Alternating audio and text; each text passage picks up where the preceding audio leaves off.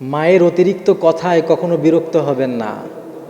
যখন মা থাকবে না সেদিন আপনি বুঝতে পারবেন যে মায়ের সেই ডাক, যে খোকা ভাত খাবি না, এই ডাকটাই আপনার কাছে মনে হবে পৃথিবীর সব থেকে ভালোবাসার ডাক।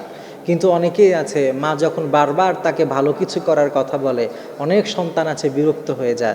কিন্তু যেদিন মা থাকবেন না, যেদিন তার চোখটা বন্ধ হয়ে যাবে, যেদিন মায়ের ভালোবাসা স্নেহ থেকে আপনি বঞ্চিত হবেন, সেদিন আসলে বুঝবেন যে আমরা আসলে জীবনে কি হারিয়েছি। একটা মা যখন মানুষের জীবন থেকে হারিয়ে যায়, তার পৃথিবী থেকে যেন তার সুখ শান্তির সব কিছুই চলে যায়।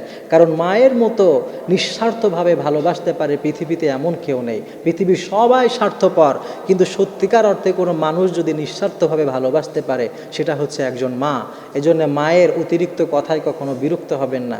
দিন শেষে এটাই আপনার স্মৃতির পাতায় মনে থাকবে যে আহা, আমার মা একটা সময় আমাকে এত ভালোবাসতে আদর করতো, কিন্তু সেই মাটা আজকে নেই। এজন্য মা থাকতেই, তার থাকা অবস্থায় তার খেদমত করুন, তাকে সম্মান করুন। আল্লাহ তাআলা আপনার সম্মানও বাড়িয়ে দিবেন।